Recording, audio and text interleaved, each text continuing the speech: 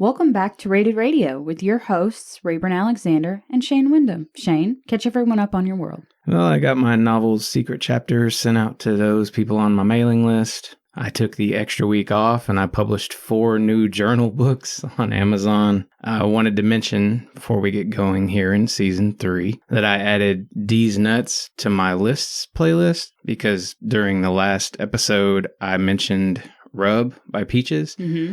Which is something I've already used before. So Now I'm mentioning it a third time on a show.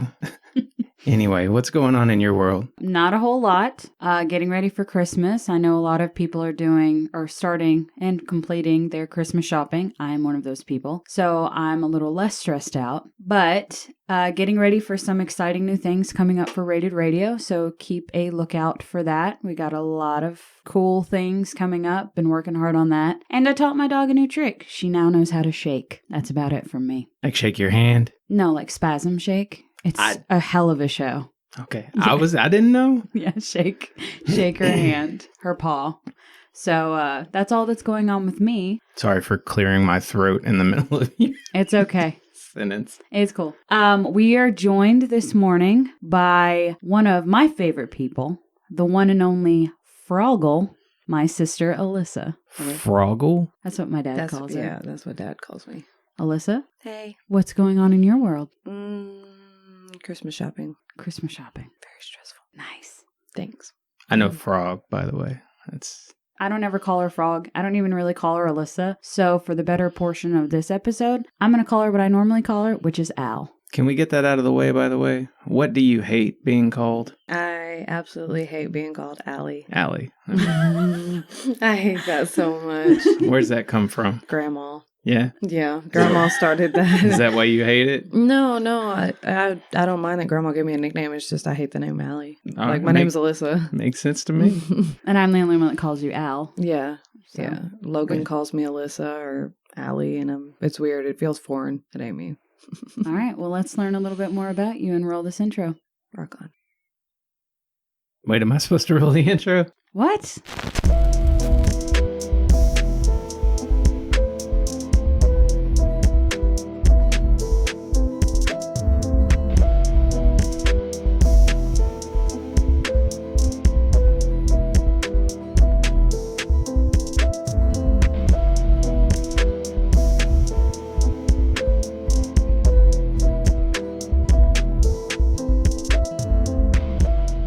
All right.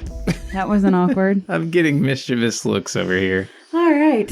Somebody's already uncomfortable. I want to give my sister a gift by picking 10 songs that remind me of her. And if it's okay with you, and not okay with our guest, because I don't really give a shit what she wants, because she's getting it anyway. I'm trying to produce an emotional response by giving you 10 songs that make me think about you, Alyssa. But I don't give a fuck what you think. Not really. There's a little mixed signal there. Yeah. It always has. Welcome to our relationship. Yeah. I've got 5, but you're going to have to wait till the end of the episode to get them. All right. Before we get going with your list, I want to go ahead and mention that as of the start of this season, our merch shop is now active. I figured you were going to say it. I just didn't know it was going to be at the beginning of the episode. Yeah. If you're interested in, getting a t-shirt with our logo on it, go to teespring.com/ratedradio and that will take you to the shirt. If you want to see more of what we have to offer, just click on the Rated Radio merch link on that page and it'll take you to everything that's there. I'm sure my co-host here will be adding lots and lots of things going forward, including t-shirts with slogans. And if you want to get onesies for a baby, that sort of thing, it will all be there. Again, that is Teespring, T-E-E, spring.com/ratedradio.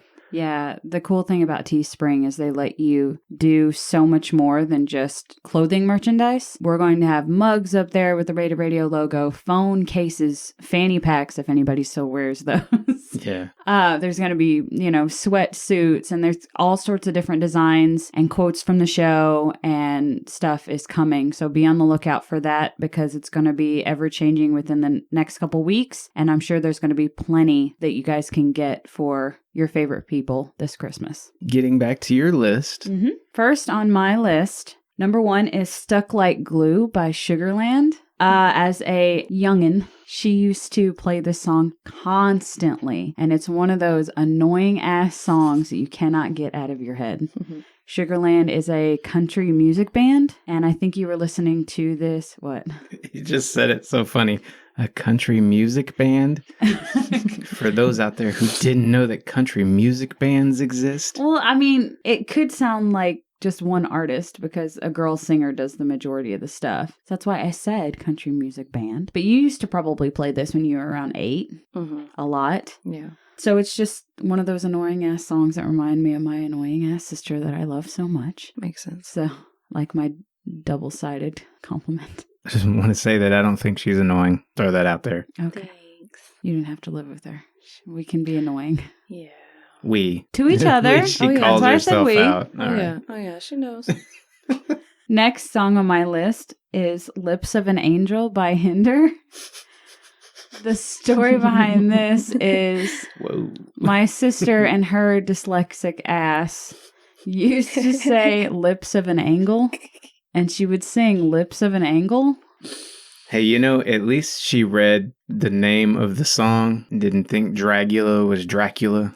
That's very true. And he got jokes, because that was me. It's tired. I can't stop talking about that. But you you that give was me an opening and there it is. Oh, no. I didn't know that. Yeah. Mm. Yeah. We were in a big crowd too and she found out the reality. Yeah. Embarrassing. The look of disappointment on Shane's face is not something that I will soon forget. And he still continues to bring it up. Lips of an angle. Lips of an angle. And Yeah. I can't listen to that song without hearing Alyssa sing Lips of an Angle. Moving on to my third pick, If That's Not Love by the Naked Brothers Band. Throwback. Yeah. Throwback. It was a Nickelodeon show that starred Nat and Alex Wolff. You might know them better now because they're actors in Hollywood. But long time ago, they were on a Nickelodeon show where when they were like 7 Yeah, and 9, they were young. They were kids. Nickelodeon had a Naked Brothers band. Yes. Yes. Yeah. Yes. It sounded so bad, but it was. This song's not that bad. No. Were they naked? No. No, Okay. they were not naked at any point in the show. No. All right. It was a show about... I no longer approve. Yeah, thanks. It was a show about this kid band, 2 brothers and a couple of other people. Anyway, my sister loved this show. She had a huge crush on Alex Wolff, which was the younger brother, the drummer, who was not the cuter Wolf. No comment. But Lord. No comment. I used to watch it with her, and still to this day we'll sing their songs. Banana Smoothie did not make my list. If That's Not Love made my list. So reminds me of you and the times that we spent together just goofing around and watching stupid ass shows on Nickelodeon. Or what was it? The song about Rosalina. I hated that song. It was, And that girl was dumb. Anyway. yeah, I didn't like her. Anyway. And we're judging a child's show as 2 adults. Are you proud? Yeah, but no. Yeah, I felt weird about saying I disapprove of the not being Naked Brothers band since it was a Nickelodeon thing. Yeah, you reflect on that a little bit. Oh, man. I have. That's what I've been over here doing while y'all are talking about who had crushes on what naked brother I couldn't even that was clothed. I couldn't even really say that I had, I liked Nat Wolff because I was much older than him. Yeah. I should not have been watching the Naked Brothers band. What's your next pick, Raven? Okay, sorry. Yeah. My next pick is I Will Always Love You by Whitney Houston. Alyssa, why does this make my list? Because technically, I was not there when this happened. So the story is, when I shower, I sing a lot and I sing pretty loud. I was in the shower and I was jamming out to some Whitney Houston, and Logan had the room right next to the shower, and I was screaming at the top of my lungs, and Logan's like, "Hey, Whitney." I was like, "Yeah," and I'm thinking he's going to compliment me. I'm feeling so pumped. I'm like, "Yeah." He's like, "Shut the fuck up." I was like, "Oh, my bad. Okay." And Logan is our brother. Yeah. I'm the oldest, Alyssa's the youngest, and we have a shithead brother in between us. Asshole. So I can't hear Whitney Houston's I Will Always Love You without thinking Logan going, "Shut the fuck up." And he still does it to this day. Yeah. Alyssa has an amazing voice. She's beaming from ear to ear right now. Golly. We were at one point working on putting a family Christmas album together, and I didn't get very far into it. I remember pissing my mom off really bad. She was nervous, I think, about singing her pick, which was a Carpenter song. And so I went and I did these stupid joke vocals over it so she could hear it. Like, don't be worried. Just sing it. We can redo it if you need to. Chop it, whatever. Yeah. And I think just hearing it pissed her off.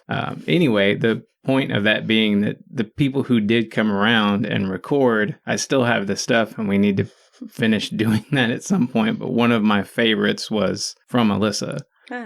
Which song was it? Do you remember? I think it was the Mariah Carey song, wasn't it? Yeah. The one that everyone memes these days. Yeah. All I Want for Christmas is You. Yep. Which, speaking of, if we ever get around to doing that family Christmas album, we're actually finishing it. I want to change my selection. My original selection was Rockin' Around the Christmas Tree by Peggy Lee. No, that's wrong. Your original pick is no longer acceptable to the world. You wanted to do... I did. Maybe It's Cold Outside with your dad. I wanted to do... Well, it was either you or dad, because... Yeah, that's not awkward at all or weird.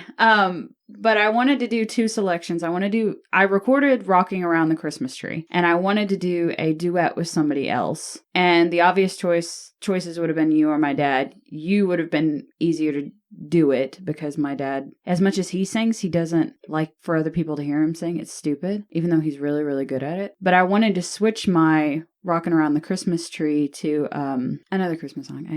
Okay. I forget what it was. What's next on your list? Okay.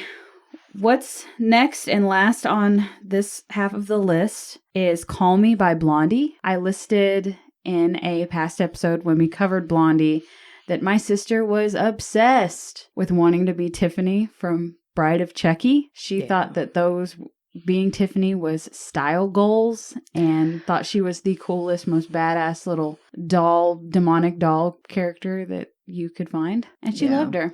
Yeah. And you still have a fondness in your heart for Jennifer Tilly. You think she's beautiful, right? Yes, Okay. of course she is. She's a hottie. Yeah. Girl crush. Not disagreeing. I don't really have any feelings one way or another. I've never thought or fantasized about Jennifer Tilly, but I've probably done the thing that everybody does, which is, Google the nudes just to know. Yeah. It's like random. You have to know. Yeah. What do you feel about like her voice? Do you like it? Joe. Because No, I most can't people stand don't. that shit. Okay. I actually do like her voice. I actually do too. I don't. She did some like it. voiceover in something else too, and I thought that was pretty cool. But it's just distinct. Yeah. That's probably what it is. You know her when you hear her. It's like Fran Drescher. She's not Fran Drescher. Yeah, I was going to say, when you hear Fran Drescher. But that's all for this half of the list. I'm ready to move on to our next artist, or our first artist, if you guys want to move on. Who's that going to be? Mr. Man in Black, Johnny Cash himself. All right, well, you're running the show. I'm running the show. Oh boy. All right. Well, the first album that we covered by Johnny Cash was Walk the Line from 1964. This was my runner-up. This was my runner-up. This was also my runner-up. I gave it 3 5s. 1 5. And 1 5 as well. My top track was Folsom Prison Blues. Still in Town. Folsom Prison Blues. And my bottom track was Bad News. Same. I thought I had some annoying voiceovers. That threw me. I just didn't care for Understand Your Man. I could see why. Call me a feminist. I don't know. I don't know. I didn't care for it. It was very, Yeah. Yeah. I didn't like Bad News. The note that I made for that one is better without the like psychotic laughing. It's in it. That one was creepy. I think he starts to hawk a loogie or something in that song. I'm telling you, there's some stuff in the voiceover that just does not play well. A couple of notes that I made about this album is I thought that they recycled a lot of guitar strumming is a little too repetitive and it sounds really old. Yeah, I said it was very samey sounding, almost as though the producers were just increasing and decreasing the speed of the same melody. Mm-hmm. That lone note picking in the lead is just not interesting to me. Yeah. Yep. It's not bad, it's just not for me. And hot take for everyone out there, I think that the title track is overrated. In my head, I think that I Walk the Line is this great song, and then I go to listen to it, and it barely registers. What's his other big song? Ring of Fire? Ring of Fire. I also think that one's overrated. Okay. It's just, I think Ring of Fire is more overrated. I'd rather hear Ring of Fire. Yeah, I can agree. I'd rather hear Ring of Fire. Okay. I like Ring of Fire. Moving on to our next album. It's Orange Blossom Special from 1965. This was second to last for me. This was my top album. This was also my top album. I gave it 1 5. 2 5s. No 5s. My top track was It Ain't Me, Babe. All of God's Children Ain't Free. All of God's Children Ain't Free. Okay, look at you guys, kindred spirits over there. And my bottom track was Amen. Same. I thought it had a good sound, but it was genuinely religious nonsense, which I like a lot of religious music. That's a little too far. Alyssa, what'd you have?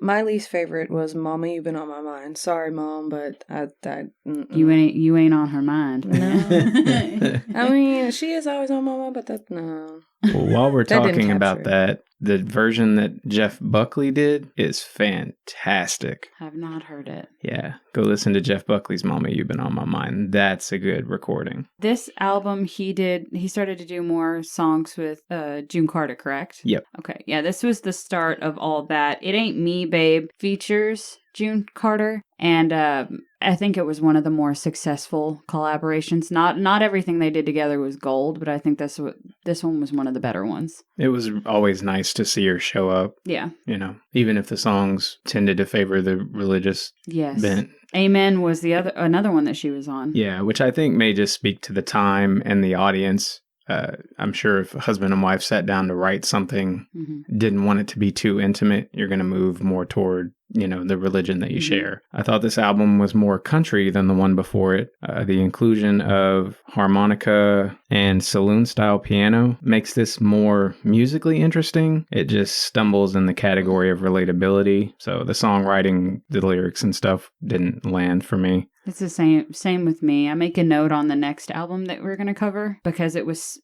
pretty heavily religious. Yeah. And I couldn't relate. That's not to say that there isn't something here for people that have found the Lord, and even if you haven't, you might still enjoy it. I mean, I love All of God's Children Ain't Free, right? Same. Yeah, it's not like if it's religious, we don't like it. It's just certain songs didn't land. This could be a Western soundtrack. I thought if this were the soundtrack to a Western film, that would be really cool. And again, going back to the top track, leans more toward misguided propaganda, but I love the message. The song has a strong message about societal equality, and I loved that. It let me look past the religious stuff that I don't necessarily agree with, but to each their own. I don't know why I'm rambling about this.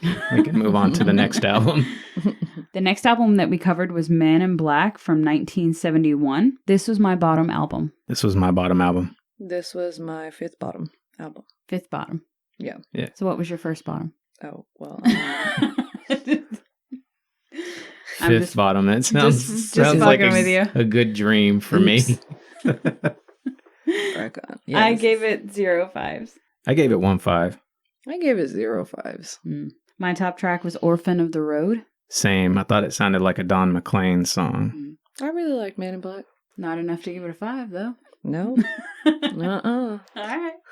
It was okay. Yeah. Okay. Sure. My bottom track was The Preacher Said, Jesus Said. Same. Mine was Ned Kelly.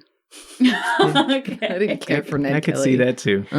At times I got, was it Rocky Raccoon vibes from that? Mm-hmm. The storytelling, like, goofy aspect of it. Preacher Said, Jesus Said. As I said in the past album, a lot of songs about religion, not necessarily my bag, couldn't resonate with me, and that was definitely one of the songs that didn't. I had trouble going into this artist because I knew Johnny Cash is not my favorite musical artist, not one of my tops, and I know there are people out there that really love him. Mm-hmm. And the problem I've always had is I couldn't nail down why. I've been having trouble with that. And I think as good and distinct as his voice is, his style verges too near to speaking, and his hooks don't always vary much from the verses. Mm-hmm. This is another step up in melodic complexity. This album is. He's a storytelling songwriter, but those old wartime stories aren't something I'm into. Yeah. I will say, if you already like Johnny Cash, you'll find lots of new goodness in his discography. The stuff that I was used to hearing from Johnny Cash, there's not a lot of variation from the stuff that I had not heard. So if you already know you love Johnny Cash's work, you're really going to adore sitting down and listening to his discography.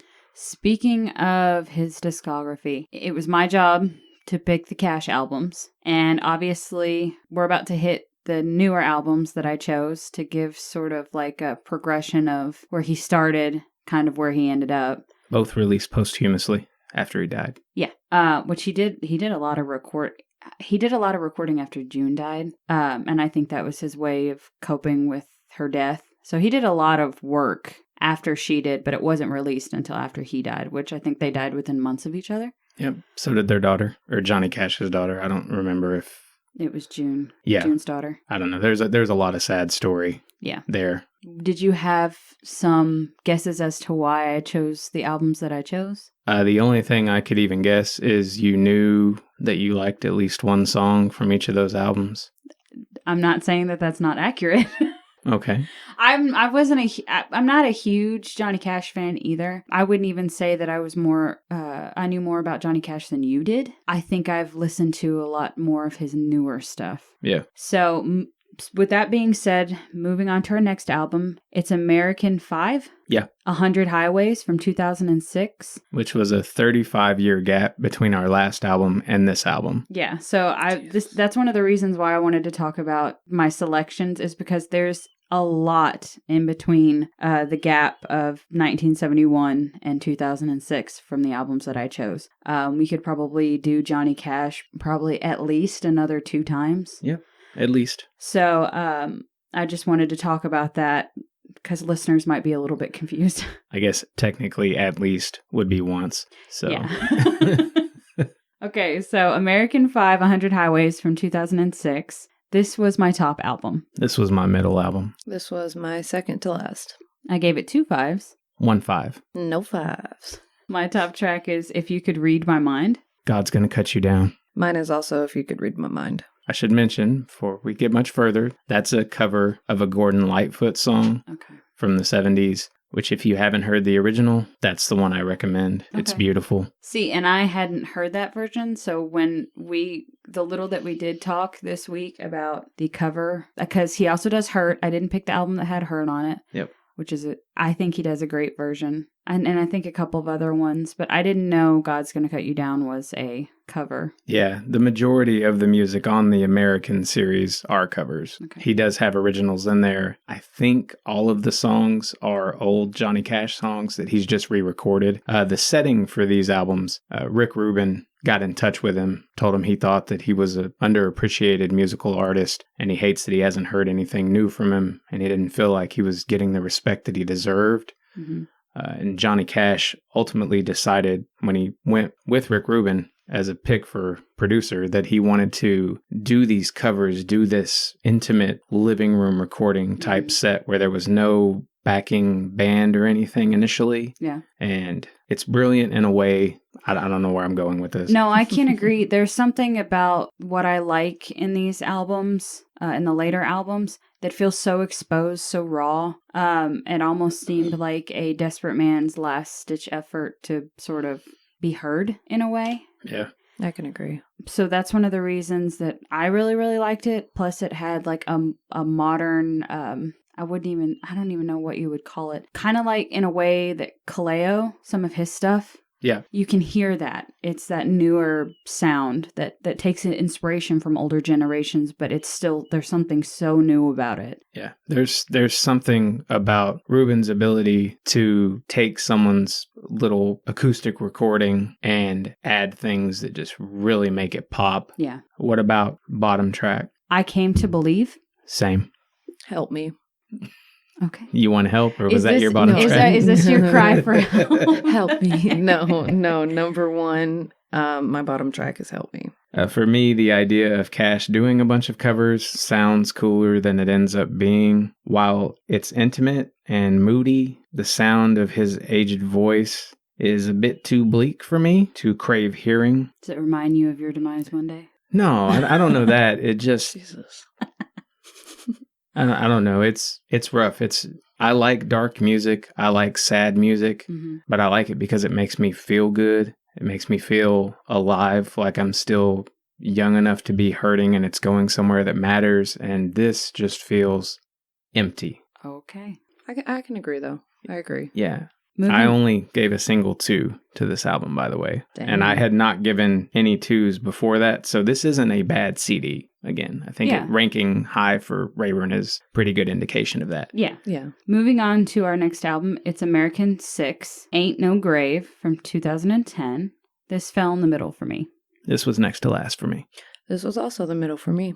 I gave it 2 5s. 2 5s. No 5s. My top track is Redemption Day. Ain't No Grave. Mine is number 6, Satisfied Mind. And my bottom track is 1 Corinthians 15:55. Same. Also the same. Okay. What was your top track, Rayburn? Redemption Day. Do you know the original by Sheryl Crow? No. It's So all this was new to me. It's also, in my opinion, a superior version. You listed Ain't No Grave as your bottom track, correct? Oh, that was my top track. Oh, that was your top. Who's the original? Is that an original by him, or do you know? I don't know, actually. Okay. I don't know all of the, I remember reading about it while I was going through it, but Redemption Day just stood out because I had really high hopes. And I think for me, as I know a lot of this music, so to hear this done doesn't land. But I think if the opposite is true, if you've never heard most of these songs, say if you're a hardcore country fan, this will really expose you. I mean, obviously, one of the biggest songs for him was Hurt. Yeah. That's a 9 Inch Nails cover. So, Which I knew the original by 9 Inch Nails, and I still really enjoy Johnny Cash's version. But like Shane said, a lot of this, if you didn't know it, Redemption Day, Ain't No Grave, or whatever, it's all new to me. So if I go back and listen to those, I might change my opinion about what I think I like better. go ahead. Quick question. Did he originally do Aloha Oi? Or did somebody No. else do that? I think it's a cover. That's what I Yeah. thought. That's what I was thinking. I mean, I like it either way. It was that or Satisfy Mind, but yeah, I didn't know. And I'm struggling. Somewhere in the back of my head, I know Satisfied Mind from somewhere, but I can't. It may be his. It may be something that he wrote. Yeah. If you really want to hear Rick Rubin's production come into play, I think he knew this was the last of what he had. Yeah. And he poured his heart into making this just sound phenomenal. Yeah. Really brought it to life in a lot of places. I couldn't hear Cool Water, the song from this, Yeah. without thinking of the introduction scene to Buster Scruggs. Which, if you haven't seen The Ballad of Buster Scruggs on Netflix, It's so good. yeah, It's so good. that fucker from Oh Brother Yeah. Yeah. singing to his horse. Yeah. And I didn't know that those were the real lyrics and that this was a song that existed. And the Coen brothers just, Also, if you think that you're going to go into The Ballad of Buster Scruggs and just laugh, you're going to be sadly mistaken because there's a lot of sadness in there too. it's a Western. It's brutal. So, but it's definitely worth the watch and really creative to watch unfold. I think there's like different chapters about different characters. Yep. It's a mini story collection is what it is. And it plays really well. You might hate some and love some, but worth a watch. Yeah. I wanted to add that this was the most uneven album for me, which is to say it had some of the highest scores, some of the lowest scores. There were more 2s here for me than on any of the other albums. What was the weirdest track for both of you? The 309. Shane? Mine was Aloha O. I didn't think it was bad. It just seemed really out of place For him, yeah. compared to everything else he did. That would make sense, yeah. Yeah, that was a weird one, and that's it is originally done by somebody else, but I can't remember. Don't they play it at like I've never heard this song before. You've never heard? It's a good song. It It's did- also The on original's Lilo and way better. Stitch, yeah. It That's made where I heard Yeah. it. Lilo and Stitch. Mhm. Yeah. it made sense as a farewell Mhm. for Johnny Cash. Mm-hmm. For it to be the last song. Yeah. Mine was Bad News. Again, that psychotic laughing and hawking of loogies didn't do it for me. Couldn't handle it. What was y'all's best title by Johnny Cash? All of God's children ain't free, probably. Okay. Wildwood Flower. Every time I heard that song, all I could think about was Reese Witherspoon singing it in Walk the Line, because that's the only way they fit it into the movie is her playing it. Now, I don't know if she wrote it, and that's how they were like giving her recognition. But yeah. I've never watched that movie. You've never watched Walk the Line? Oh, What? man. That's good stuff. Dang. I don't know that I'd be able to take it seriously anymore either, because I know a lot of Dewey Cox was built to, Yes. let's duet, all that sort of thing. I have a big problem with Walk Hard because of what they did to my girl, Pam Beasley. I can't handle watching her in that movie. So, Right. Anyway. I like it. My best title was Ain't No Grave. Wildwood Flower was my second choice. Yeah. What would be y'all's worst title? Orange Blossom Special. 1 Corinthians 15:55. What would you have used instead, Alyssa? I don't know. Okay. I have no idea. I would have sarcastically called 1 Corinthians totally not a religious song. Swear to God. And my worst title was Amen. What I would have picked instead is Honky Tonk Gospel, which a lot of their religious songs are, especially in those earlier albums, honky tonk gospel, in my opinion. I don't know. I can't listen to gospel music. I just don't get into it. Which is At funny all. because you and I would go to Vacation Bible School. Yeah. And all the shits Yep. with Church the church. and everything. Yep. So No, thanks. not for me. I'm in agreement. That's why I'm not saying it. Yeah. What would you say Cash's strongest element is? Probably his unique, voice and his sound. Easily recognizable voice, yeah. I said the gruffness of his vocals, so Pretty much. I agree. What would you say his weakest element is? I didn't answer on my paper because I wasn't thinking about it like that, but probably the fact that he writes so much gospel. Now, that's just in my opinion. Everybody else probably thoroughly enjoys it, but it's not for me, so. That's cool, because apparently the general consensus here agrees with you. Yeah. I said the repetitive guitar riffs in early albums. Shane? That did bug me a lot. Mm-hmm. And again, it's because it felt like someone was playing a melody on one string of a guitar. Mm-hmm. Like there's something flat. about simple when you can add bright complexity to it. With these, it fits his style. I get that was his shtick, but Hey, you want to hear what Johnny Cash sounds like in his early albums? yeah, go ahead. Let's hear the impersonation. There you go. I just That's did it the right there. whole album for you. Yeah, just played differently in every song, yeah. Different speeds. Different But pitches. for me, the weakest element was the chorus work. And really, the choruses just felt like a continuation of the verses a lot of the time. Agreed. It was like he was putting a period on it more so than writing that exclamatory sentence, you know? Yeah. What would you say he sounds like? Shane? I thought Johnny Cash's music sounded like a bunch of tunes also written by whoever wrote that I've Been Working on the Railroad song. Yeah, okay. I don't know how to answer this. He's not a musician, but I think he sounds like John Wayne. I don't know. If So it's John the, Wayne it's the made a- Western Yeah, thing. if yeah. John Country album. Wayne made a country album, it'd be just like Johnny Cash, I guess. I love both of your answers. It sounds like the dude that wrote I've Been Working on the Railroad and John Wayne. Well, I do what I always do and I pick other artists because Just say it. Conway Twitty, Waylon Jennings, and Hank Williams. Hank So. Williams, yeah. Hello, darling. Man.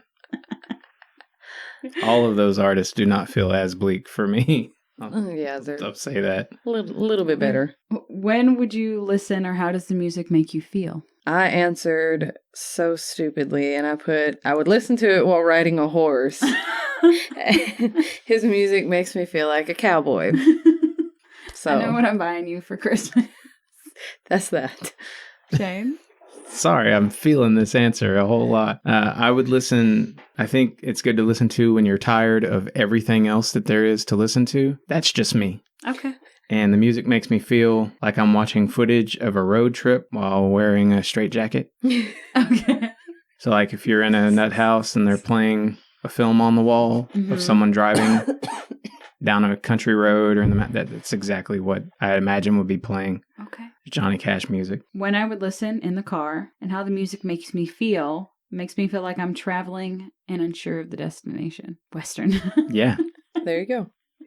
Riding off into the sunset. What was your first or best experience with this artist? Mine was watching Walk the Line, of course. I tried to say it first, but primarily it was just hearing Ring of Fire a lot as a kid. Mm-hmm. Just played on the radio. I picked my best, and I said singing Jackson and It Ain't Me, Babe with our dad. Yeah. We sing a lot of Carter and Cash stuff together. It just reminds me of my dad. Cool. Who would you want them to collaborate with, and what song would you like them to cover? I said Don McLean because I thought the prose that they do and their lyricism was occasionally pretty similar. Again, I think Orphan of the Road is really close to a Don McLean song. Mm-hmm. Uncle Eric, if you're listening, go listen to Orphan of the Road. Song I would want Johnny Cash to cover, I wrote that I can't come up with a song. I think he did some covers worth hearing with the American series, though. So he can no longer do covers. I think that's what I was getting at. Because he's dead? Because he's dead. Okay. Alyssa? I didn't write a song, but now that I'm thinking about it, it would have been cool to hear him do like some sort of cover of Jolene with Dolly Parton. That would have been dope. Okay. I think that would have been pretty cool. All right, Whitney Houston, I will always love you. Bringing it full circle. I can fucks with that. I picked, at first I said R.I.P. He did, y'all. But if I had R.I.P. If I had to pick something, Bone Thugs.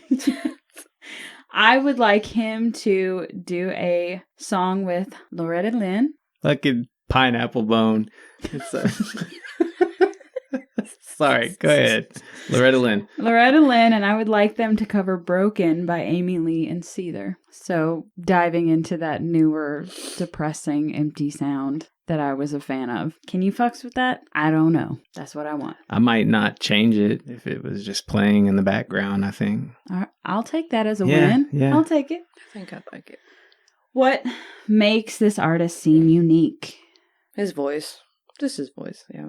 The whole Man in Black persona. Which, did you know? He never didn't wear black when he performed. Because the first time he ever performed, he was in a black t-shirt. And that just became his shtick. Most people know this. But there was never a performance that he did where he wasn't wearing black. Also, when I was picking albums, I wanted to pick his 2 live albums. The Live at Folsom Prison and San Quentin. But we don't cover live albums. So, womp. Disappointed we didn't get to cover those. Totally not disappointed. I figured. I'd be interested to hear Yeah. live. I think I probably have. I've listened to Essential or Greatest Hits or something I remember listening to. And I think it's got some of those tracks on it. It's funny that this man spoke a lot about the prison system and being in the prison system and doing all these shows at prisons. The man never went to prison. Ever. He was arrested for, I think he had drugs on him when he was addicted to painkillers. But he never actually went to prison. Never been to prison. What the hell? See, people, So know your role models. Where do they take you when you get arrested? Not to prison.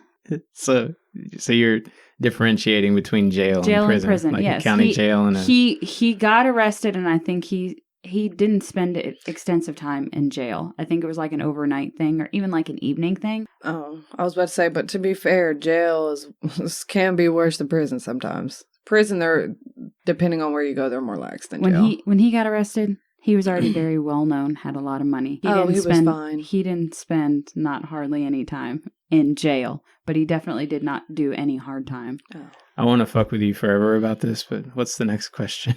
Oh.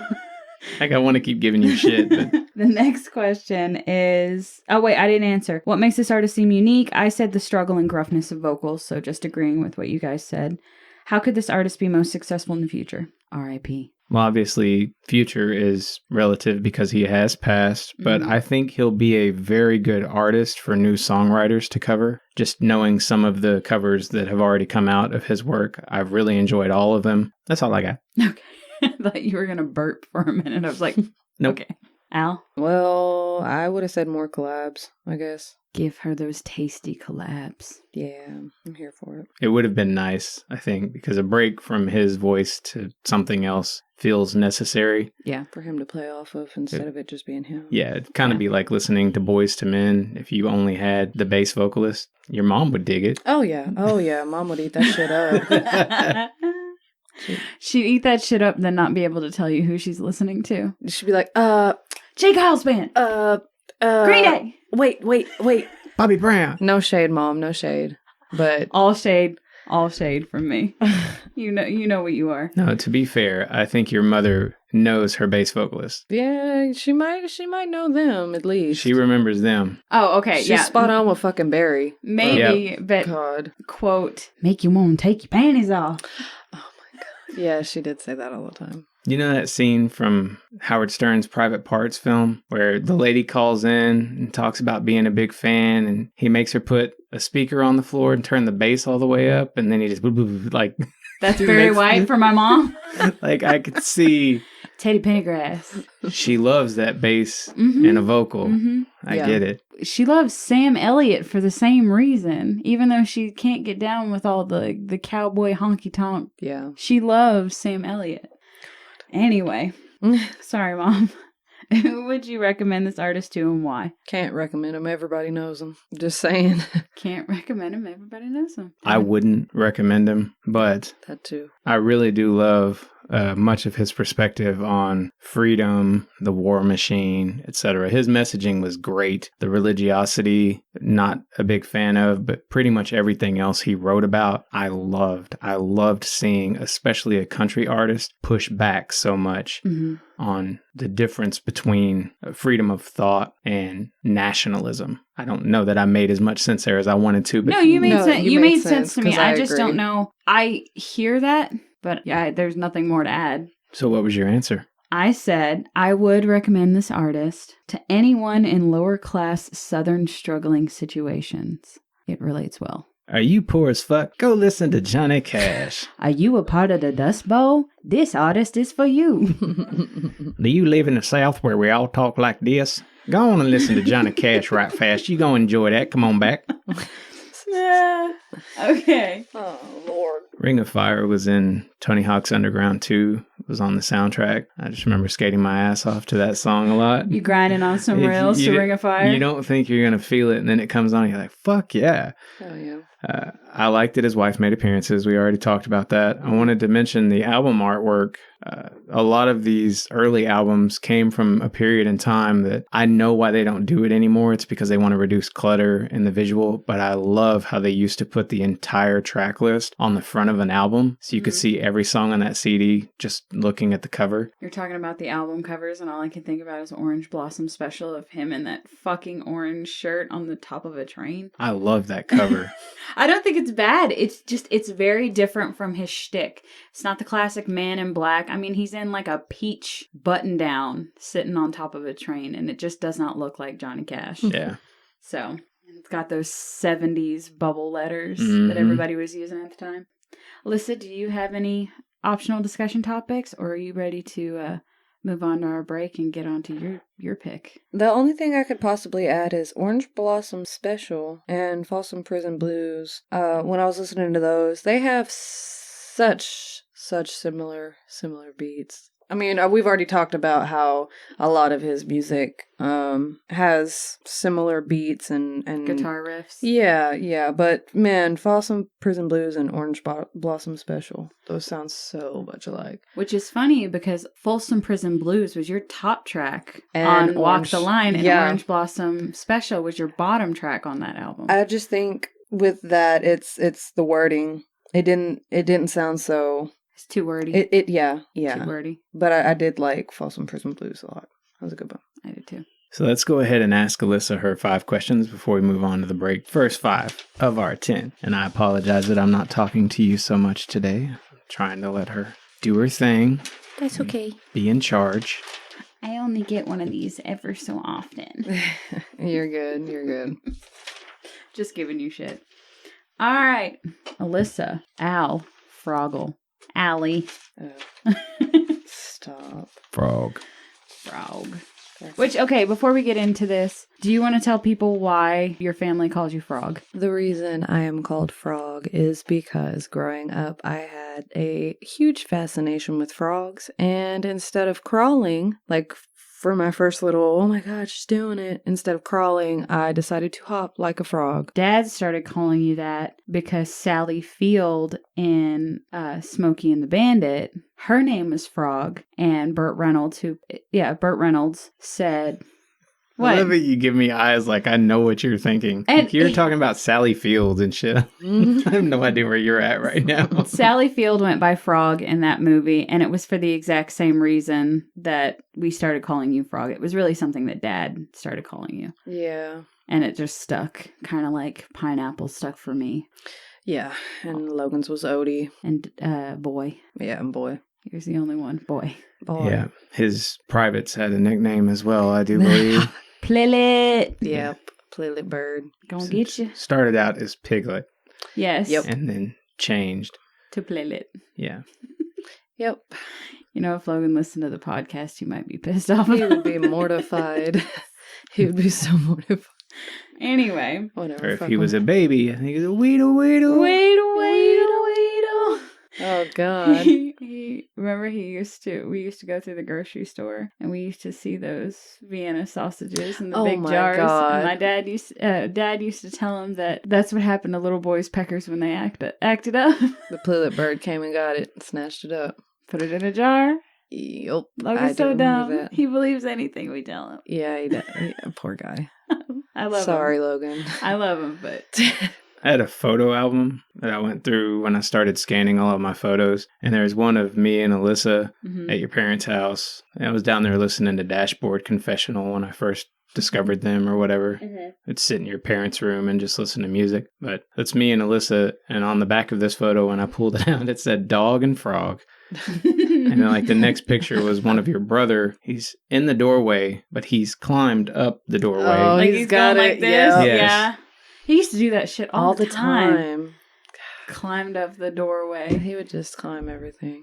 Yeah. But anyway, enough about him. Let's get to more about you. Tell us about your favorite concert experience. Well, I've only had two, and only one really counts, and that was the Def Leppard concert. Why does only one count? Vanilla Ice, that was not a concert. That was not... Okay. I've never seen Vanilla Ice. It counts. Okay, so... Oh, I barely remember it. I was drunk. Okay. Okay, long story short, Vanilla Ice made an appearance in my hometown, which is teeny tiny, and he started pulling people on stage, and I just remember being drunk and trying to shake my ass on Vanilla Ice, but... Nice. Yeah, so there's a video somewhere of me trying to shake my rump for him. But the best experience was Def Leppard, and that's just because that's my absolute favorite group ever. I'm very surprised you didn't... Spoiler alert, she did not pick Def Leppard for her artist to cover. No, I didn't, but... It would have been interesting. Would have been welcome. Yeah. Maybe next time. Maybe. We'll put that aside for you. Did Vanilla Ice do the Ninja Turtles song? Go Ninja. Yes, he did. Yes, he did. He did it. He did a brief little snippet of it. It was cool. Phenomenal. It was pretty cool. Yeah. My mom got a lot of pictures, but he brought the clowns out, and I was like, nope. I got away from the stage. I was like, fuck that. Because listeners have learned a little bit more about you. Mainly, you don't fuck with clowns. At all. I've tried to get her to watch It with me. I'd watch Annabelle. She'd watch It. She would not do it for me. Maybe next Halloween. Nope. Maybe. Come on, let's be brave. No, thank you. Okay. Moving on to our next question.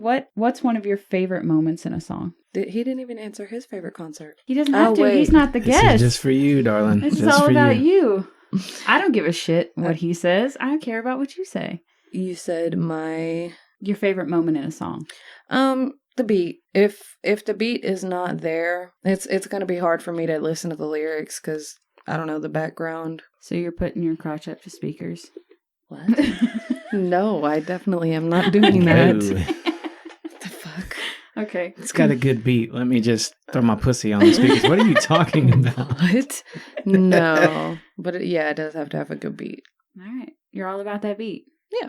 All about that bass. That treble. Got it. What's your first album you remember owning?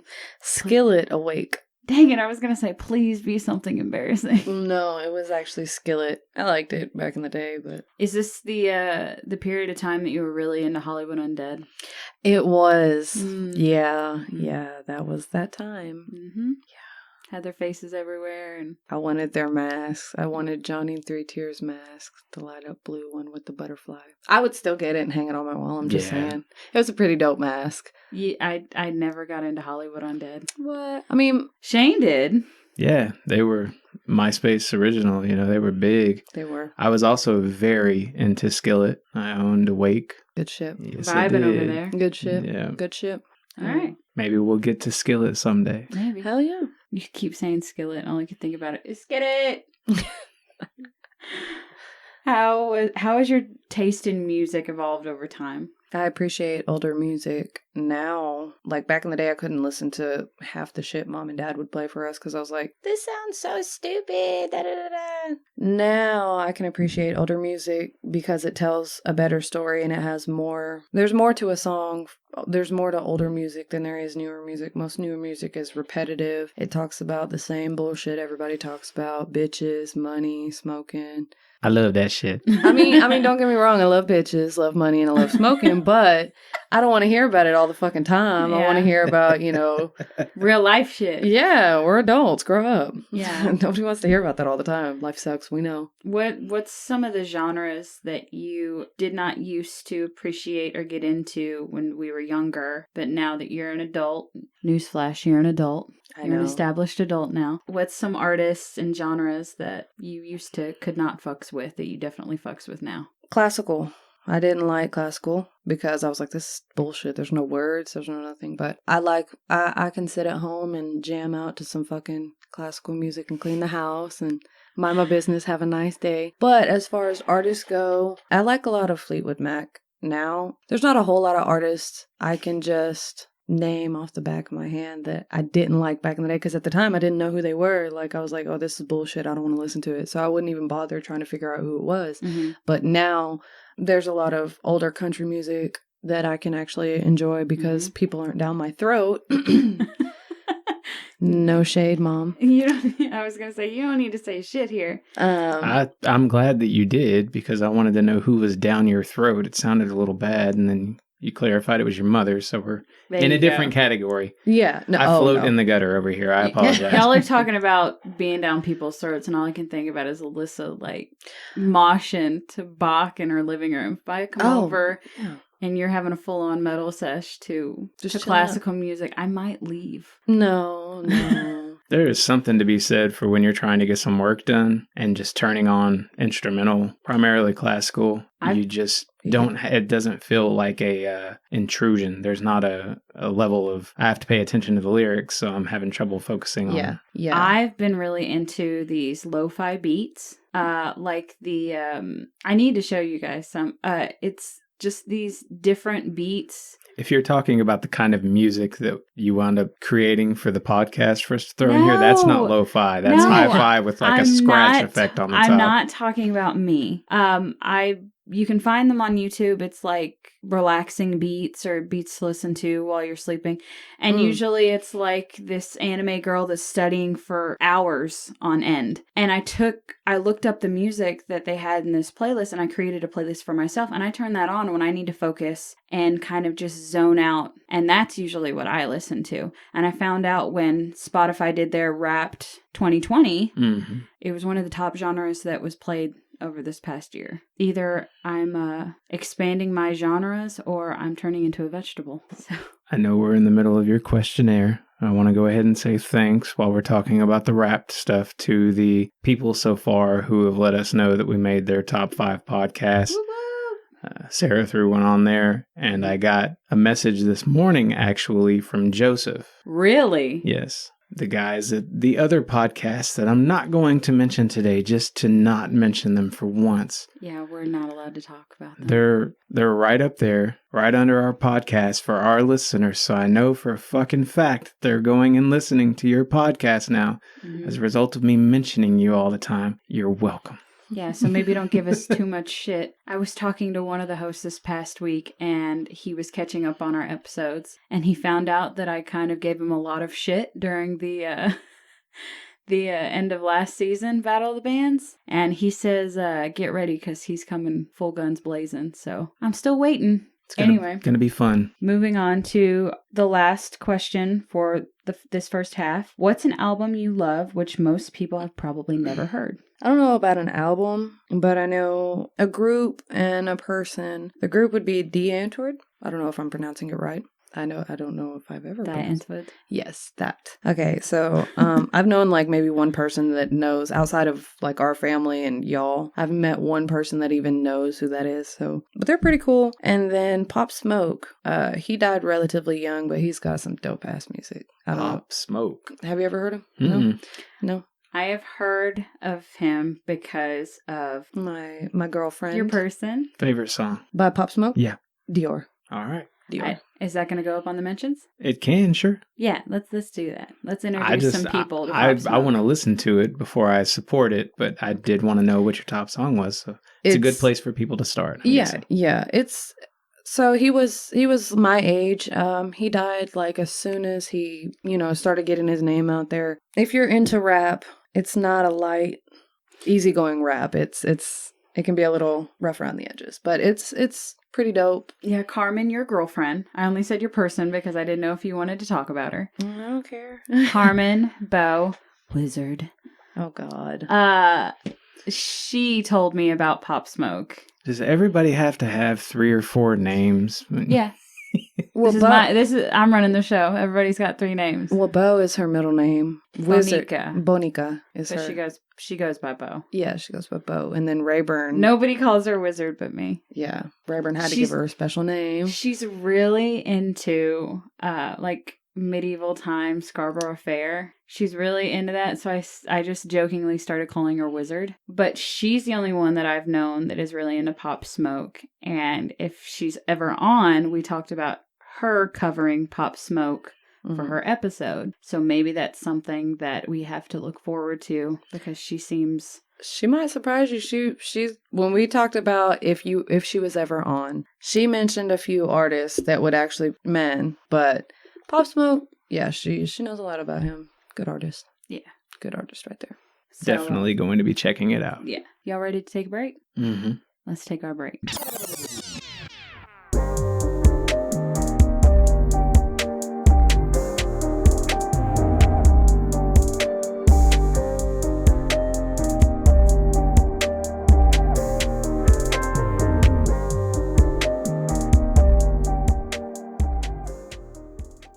All right. Everybody well rested? I still need to pee, but we're all right. I gave you a jar. It's fucked up. Yeah. Oh, that's what that's for. Okay. Kept looking over there and I was So like, one, I'd have to empty the water bottle before I could pee in it. And 2, that's one little asshole.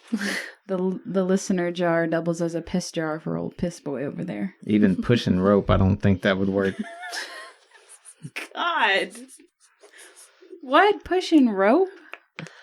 You ain't heard that before? Why is that a thing? Pushing rope? Yes. You really don't know what that is? No, explain. It's when a dude tries to fuck you when he's not fully erect. Why would anyone ever do that? because guys are weird. Okay. The more you know, kids. Pushing rope is the expression that you learned today. I sent a video to my brother. I'm going to call him my brother, Al, this week.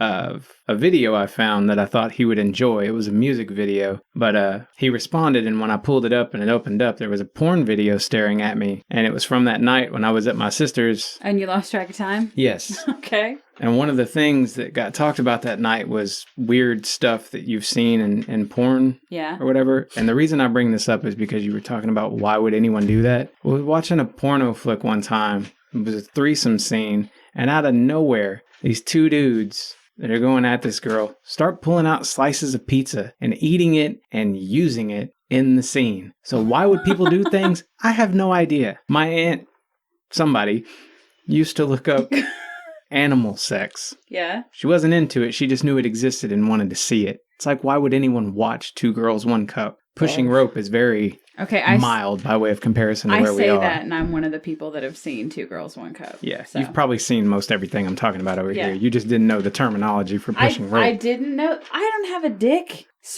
This is news. Surprise. Spoiler alert. I don't have a dick.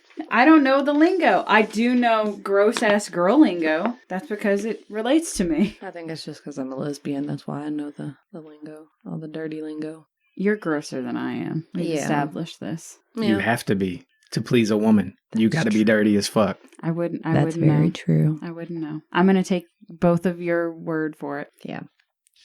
Moving on to our break. Shane, is there anything that you want to recommend or plug this week? Yeah, my song recommendation for the week is by a band named Tesseract. The song is called Survival. It sounds like the vocalist from May singing over an instrumental to an Evans Blues song. If either of those things sounded interesting to you, go listen to this. I'm recommending it because it brought me out of my writing funk that I've been in for a while, since releasing the novel, actually. And I pretty much sat there and listened to this song on repeat and got 3 new journals out, and 1 old one moved to Amazon this week. It's a good song. That's a powerful ass song to it is. spark such inspiration. It was a drum cover. A girl did a drum cover. One of the people that I subscribe to. I think it's May Tall, something like that. And I love her covers because they always sound so good, and they release one to the music and one that's just the drums. And what's nice about it is in the middle of what she's doing, you can tell how happy it makes her. She smiles a lot, like she's really excited to be doing what she's doing. Yeah. And it just, get up, push, do what you gotta do, get it done. This is your life. What about you? Me? I'm recommending the song Everything Black by Unlike Pluto and Mike Taylor. I've known about this song for a while, and I don't exactly even know where I heard it. I think, to be truthfully honest, I heard it on a YouTube video that was like a compilation of scenes. Don't ask me why I stumbled upon that. I didn't, but you're talking about it. Yeah. But it's just got one of those infectious beats. It's not the best song you've ever heard, but it's definitely one that you're going to get stuck in your head, especially at the chorus. Everything Black by Unlike Pluto and Mike Taylor. Are you in on this today? Song recommendation, probably Scars to Your Beautiful by Alyssa Cara. It's like one of those songs for me. It's get up and go. You got it. I like it. I actually know that song. Yeah. I love that song. It's a really good song. You can do it. We believe in you. Thanks. Do you have any vlogs you would like to plug? Well, if you want to go get your cookie cakes decorated real nice and pretty, you could always come see me at Great American Cookie at the Parks Mall at Arlington. She does some real good cakes, people, and they taste real good, too. Yeah, I do cakes and cookie cakes. I think about them fucking cookies all the time. Come see me, I'll hook it up. We were looking at what's big on the internet now. Not the cakes that you can get, because those tasty cakes, that's not tasty cakes. Who does the fucking bunt cakes? Anything bunt cake? Nothing bunt. Yeah, nothing bunt cakes. The one opened in Denton a little while back. Mm-hmm. Yeah, but cookie wise, there's some place that Tiff's Treats, I think is what it is. And that shit is so expensive. Mm-hmm. It got us talking about back in the 90s when you go to the mall and you just get tons and tons of cookies. It barely costs you shit. Either that and Miss Fields. Mm-hmm. Yeah. I think Great American is owned by Miss Fields. I think they're a partner company. I think they are. Do you still eat that shit? Cookies? Even though you work there? Hell yeah. Yeah, that's how you know it's good shit. All the time. When she used to live here, and I was like, I put myself on a diet. And this girl loves to share her food. It's so sweet. It really is. But I'm sitting here on a diet, and I go to pick her up from work. And first of all, she reeks of sugar. She gets in the car. She smells like chocolatey, sugary goodness. And she's got a box of leftover cookies that they were just going to throw away. And she immediately starts opening that box and just going to fucking town and looks at me and is like, you want some of my cookie? And I'm like, no. And she's like, you can have just one bite and not hurt you. Dream girl right there. That's what that is. I tried all the time. I'd be like, just eat a cookie. Here, I won't tell. Just eat a fucking cookie, bro. You can have one. You were the worst one when I started getting on a diet, because you always wanted to share your stuff and you would always try to convince me that a little bit wouldn't be so bad. Yeah, why not, man? I've known people who worked at fast food joints or in the food industry, period. Mm-hmm. And they always seem surprised when I tell them that I worked at Arby's and I hated it for the most part. Yeah. But damn, I eat that shit and I'll still eat it. And that I think is a testament. If you worked at a fucking place and you'll still eat that food, that's good shit. Food. Yeah. Yeah. Blue will still chow down on some Sonic. I'll still chow down on Carl's Jr. I hated working Carl's Jr., but that stuff's good as fuck. So we know I'm unemployed, right? This is not news to anyone. Which fast food joint you about to go work at? I was going to say, hold on. I got a backup plan. Keep a lookout for me above where you work. Because if I work at any fast food place, that's where the fuck I'm going to be. Oh, dear God. Where is that? Annie Ann's. I'm gonna fuck it up with some pretzels, man. Hey, hook it up and I'll bring you some cookies, bro. We'll get together at lunchtime. I'll bring the pretzels, you bring the cookies. Sure. Works for me, man. Fuck it. So do we do dips with pretzels or just pretzels? Cheese. Cheese, okay. Cheese all the way. Man. Mm-hmm. And you got to get the salt. Got to. I always felt weird because I like mustard. And I know it's... I've had Scarborough Fair. They have the dude that walks around with the pretzels. And he does mustard. And I've had it with mustard. It's not bad. I just like cheese better. Oh, I feel you. I'm a cheese lady. Don't have the cinnamon sugar bites with the cheese. That might bother you. Oh, mixed together. I was like, what's wrong with cinnamon? No, those are good, but don't use that for your dipping sauce. Are you plugging? I am not. No.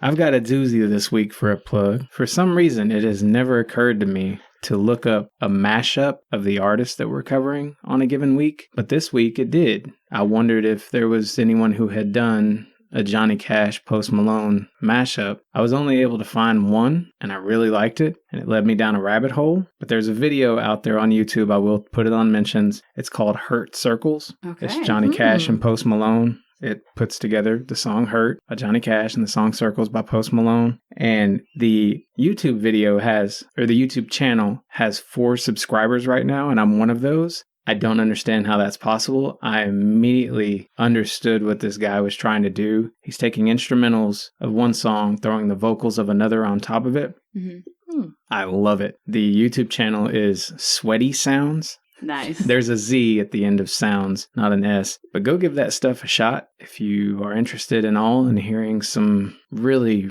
really wild shit. This Johnny Cash Post Malone thing is pretty mild. The rest of his stuff is humorous or metal with like pop on top of it. It's sweaty. It's really good. And get you sweaty. Yeah. Sweaty Sounds with a Z. Awesome. So whose beat did they use? They used the instrumental track for Hurt, and it's Posty's vocals for Circles on top of it. I bet that's dope. It's good.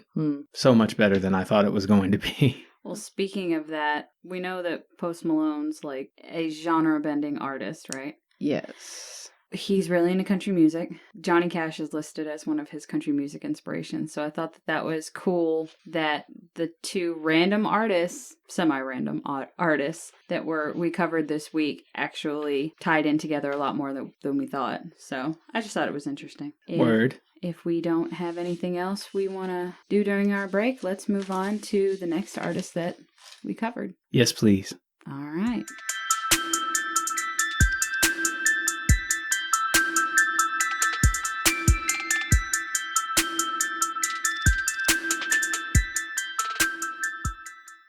Yeah.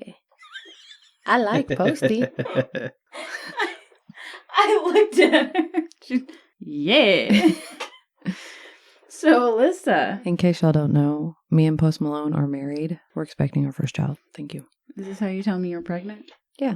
Okay. This is baby Austin Malone. Before we even get started on this artist, just want to say, if you've never heard anything from Post Malone, you don't know who this person is, just listen to a popular song.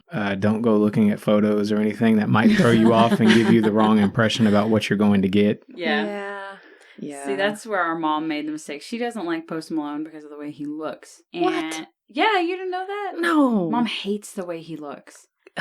Don't focus on the way he looks. And the funny thing is he's not even a bad looking dude. I just think people can't get past how tatted up he is. Yeah. I love it. Above the neck, like with face tats and stuff, yeah. So, I applaud him. I wish I could slap a whole bunch of tattoos on my face. On God, I would, but... Speaking of tattoos, how many do you have? I have over 60. And I've noticed is that new? No, that's fake. Okay. I was doodling. Just making sure. Well, you usually will doodle and then it becomes a tattoo. shortly after it will be permanent. No. After I put the blood on the horror sleeve on my leg, I haven't tattooed. Yeah. She has a sleeve on one arm. Otherwise, you can't really tell she has tattoos. Yeah, she's got a sleeve on one arm. Both of your legs are tatted. Yes. You have a tattoo in the middle of your chest. Yes. And you're hoping to expand up your arm and across your chest. Yes. And my whole back. I was actually talking to an artist today in Waco. Oh, God. What's Mom's one rule that you absolutely hate? Don't tattoo above your neck or your face. No, Mom's one rule. For those of you who don't know me, I support tattoos and piercings. Right now I'm gauging my ears, and everybody hates it, so... Alyssa, how many tattoos do I have? Fucking none. It pisses me off. I want her to get one so bad, but she won't, so... Whatever. Fresh as God made me. Oh. No tattoos. But I can't go... Yikes. If I go get a tattoo without you, you're going to be absolutely pissed. I will be livid. I gave Logan and AC their first tattoos. I'm obviously not going to give you yours because my quality of work is not up to your standards, which is fine.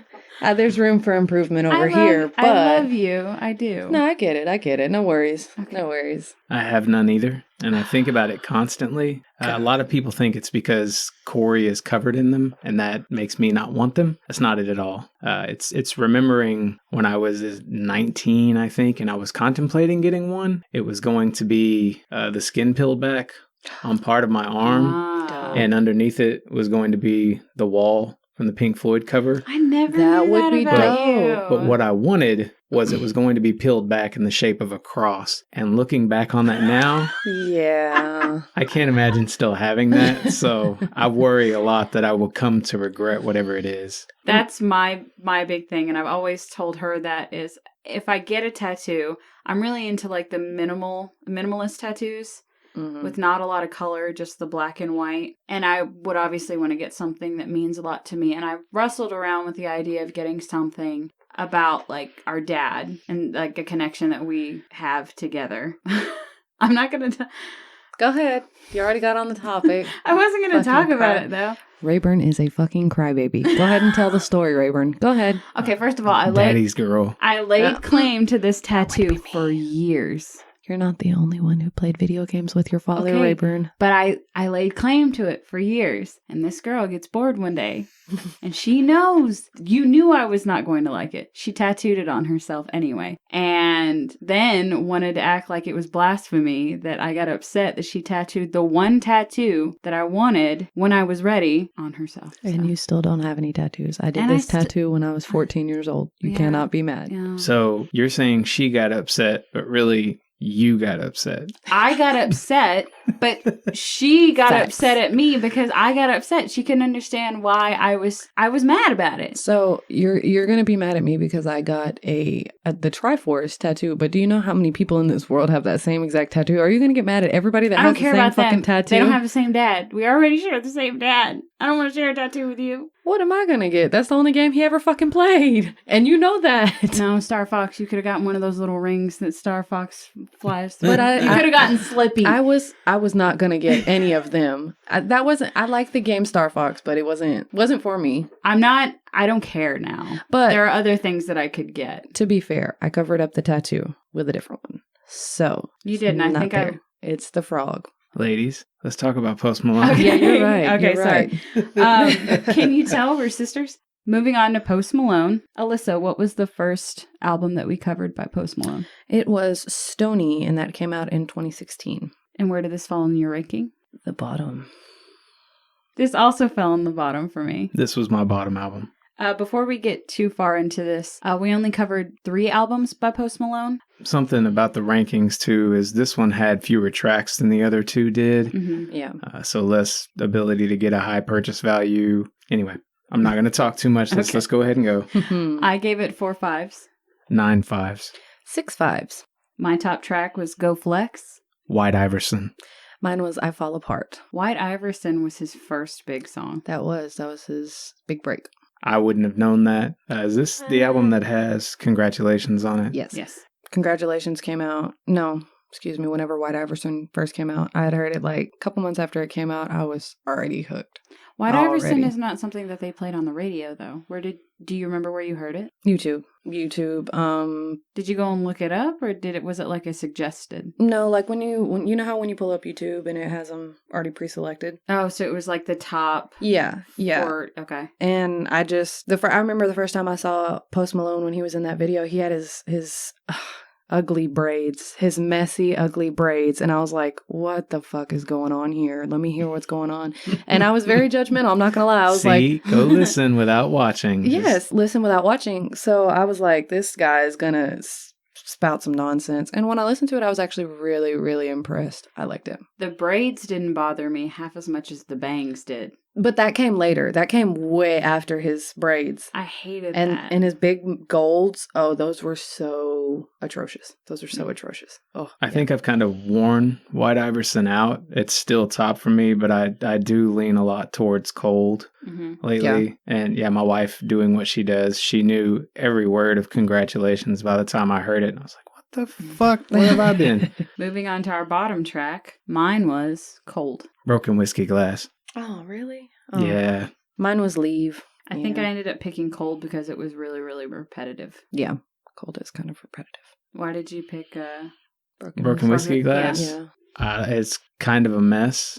I gave that a 5. Yeah. It's not bad. I mean, I gave it a 3. I think it's the only song on the entirety that I gave a 3 to. But there were tracks here I'd love to have covered, those bonus tracks, because at the end there are some really good tracks worth hearing. Mm-hmm. I think Feeling Whitney stands out to me as... I love that song. Really? I'm an acoustic songwriter, though. I gave it a 2.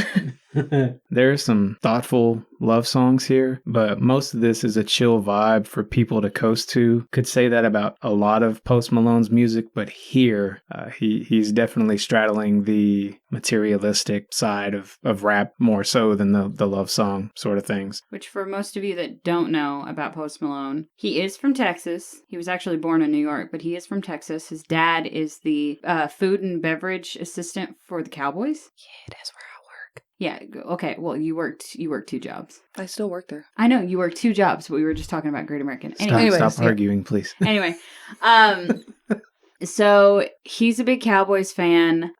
He got his start originally doing metal music, but most people know that he's also a friend of Justin Bieber and opened up for Justin Bieber on his last tour, I think. I don't think he's toured since then. So that's kind of where Post Malone got his start, and Bieber actually features on a song off of the Stoney album. I would add before we move on that I have every reason to hate this artist because he's also signed to do Bud Light promotions. And the million fucking times I've seen Bud Light commercials on YouTube and all the Bud Light seltzer stuff, it's always Post Malone selling it to me, which I actually had one last week. I had the mango. It tastes nothing like Bud Light. It tastes like an Aquafina flavored water that has some carbonation in it. It was really good. I still don't recommend Bud Light, but yeah. I was going to say, It's funny that you bring up the Bud Light thing. I think one of the weirdest things that I learned about him is because he's a spokesperson for Bud Light, they put a Bud Light vending machine in his house. Yep. And they stock it for free for life. Yep. He has one of those stupid fucking vending machine restockers come in and restock his Bud Light vending machine. So that was probably one of the weirdest things I learned about him. It wouldn't cost Budweiser much money to put one of those in my house. That's all I know. Yeah. It's not a bad beer. Or next album. How about that? Next album we covered was Beerbongs and Bentleys, and that came out in 2018. This was my runner-up. This was my top album. This was my middle. I gave it 6 5s. 15 5s. 4. Wow. Yeah. My top track was Psycho. Over Now. Mine is Ball for Me. I am not surprised that yours is Over Now. Yeah, I like Over Now, though. Yeah. You went through a period of time where you were just like all about it. Yeah. My bottom track is Other Side. The Jonestown interlude. What? And how do you not like Other Side? I just didn't. What? Mine was probably Same Bitches. There's nothing wrong with the Jonestown interlude, except for the fact that it's an interlude. It doesn't Go have the structure that I'm looking for, the ups and downs. I actually liked the interlude more than I thought I would, and I don't normally like interludes or skits, instrumentals. But there was just something about Other Side. I did not give anything less than a 3 on this album. So it was still decent. I think that there was just something that was missing for me on Other Side. And this album, I will say that I caught on to he started to expand with other sounds and inspirations during this album. I think since he got the recognition of Bitches, Smoke, Drink, of the Stoney album, I think he was able to expand on his individuality and what makes him more during this album. Well, I didn't see much in the way of expansion. What I thought was the middle of this album has some stellar, brutal fucking love songs. The vibe here is darker, more in line with what you would get out of The Weeknd. Some of this music is almost guilty pleasure love for me, like the materialistic sort of thing, but I love that sound. I can't disagree with you, man. This is a really good album. Obviously, y'all know how I feel about Post Malone. Yeah, you're pregnant with his child. We're aware. Yeah. Okay. Well, I'm glad you know. There wasn't too many songs I didn't particularly care for. I think there was 2 out of all of the tracks that I gave below a 3, which is Same Bitches and 92 Explorer. But overall, Both got 5s for me.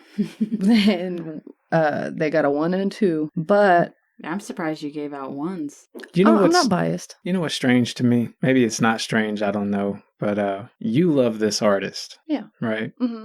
Lyrically, who this artist reminds me of is Logan. Yeah. It's like if Logan were writing songs. It would be about cars and clothes and shoes and Occasionally a love song. But would be thrown yeah, in. and as we go along, much more occasionally a love song, right? 'Cause more experience. And some corny ass love songs. Yeah, but I agree.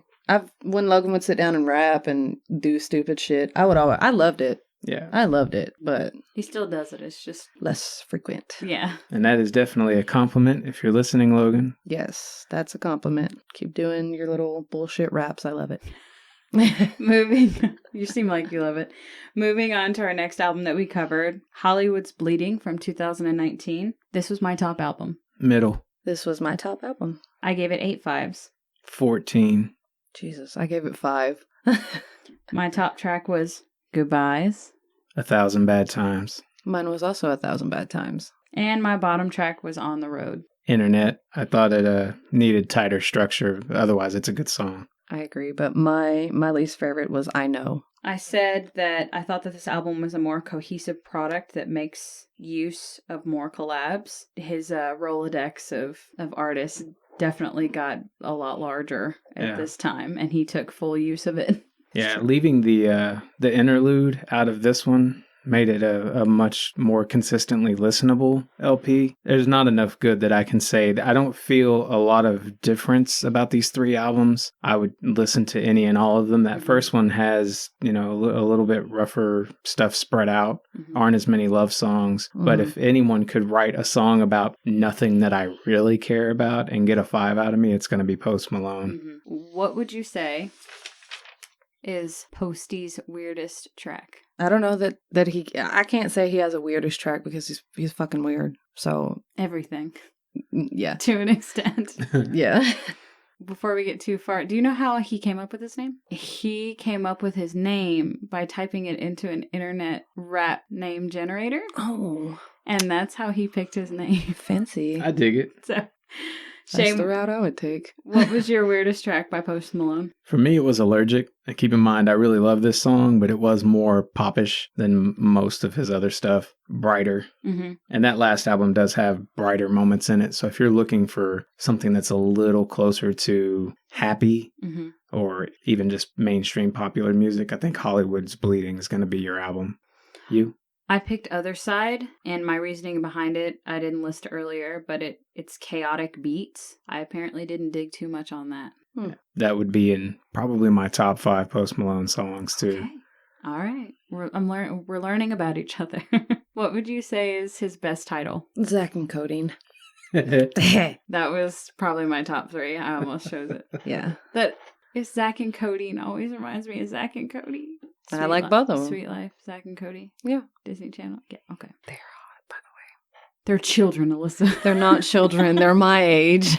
They're older I than me. know.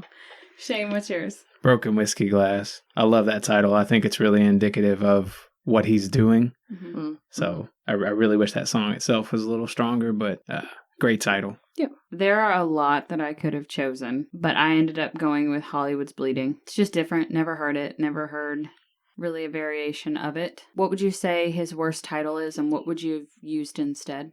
Nothing from you. Couldn't come up with anything? No, Okay. I couldn't. I went with Myself, and I would have used Wish I Could Have. I don't know. It would just be easier for me to differentiate what that song is, the chorus, as opposed to just Myself. Takes me a while to place. You? I said Cold. A lot of songs are listed under Cold. And what I would have used instead, just to differentiate it a little bit, would be Frozen Wrists. He talks about it in the song. It's just, it catches you more than just cold. Yeah. I think I literally just suggested a Chris Stapleton song a couple weeks back that had the exact same title. Probably.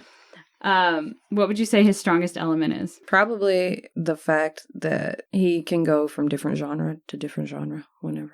I like that. I think he has an extremely captivating voice. Yeah. It doesn't matter what he's talking about a lot of the times, but I'm having an emotional reaction to his voice. So when he actually does those love songs, and they are, for the most part, brutal, honest, it's really fucking good, and his voice just drives it. I said his experimental genre bending. You can tell, yes, technically this is a hip hop artist, but there's so much inspiration that he takes from different genres, and you can hear that in his music. The solid core still lies with hip hop, but there's so much more that he adds to it. I mean, he plays acoustic guitar, or he plays guitar. But I've only seen him do acoustic. He adds that country aspect to it, that rock and metal aspect to it. He just blends different pieces of different genres together and somehow makes it work. And I think he does a really good job of that. What would you say his weakest element is? Nothing from Alyssa. Moving on. All right. Sorry. I would have said that some of his lyrics, or I would say that some of his lyrics are just too odd or vapid for me. But again, I'm still going to listen and love it. Yeah, I said too many weak collabs. As much as I enjoyed some of the collabs, I didn't think that they were, I guess, up to the hype. Like, oh yeah, A$AP Rocky's on this one, or Migos, or whatever. But it's just like, nah. Yeah, a lot of the times it's like they have a verse, but it doesn't feel like a collaboration otherwise. Like the person's not showing up in the chorus or in the background for the most part. Yeah. It feels like they're sectioned to this one part of the song. Yeah. Agreed. Yep. I remember I was thinking about, I'd like to hear him with Future more, but they already have a song together and it's just, he's there. It's a guest spot. Yeah. Like a typical rap song, you know? It's, Yeah. What would you say he sounds like? He sounds like a lot of people. Like, I don't know. It's hard to explain because he's so diverse. It's hard to say he sounds like just exactly one person. So I feel like the dude is standing perfectly on a line between modern R&B and hip hop. Again, you do get some acoustic elements, but you can find that in R&B as well. If you're looking at someone like The Weeknd, they're veering much heavier into R&B. Mm-hmm. Post Malone is right there in the middle for me. The artist that I would compare him to the most would be The Weeknd, Benny Blanco, Childish Gambino, and Drake. And in some of the rock aspects of it, I would consider Lil Wayne's later albums when he did a little bit more rock. I just I think that, like, if you like this artist, this is what I would suggest. Genuinely surprised I didn't hear Lil Dicky come out of your mouth because something about Molly feels so similar to what Post Malone's doing when he does his love songs. I love that song. It's such a good song.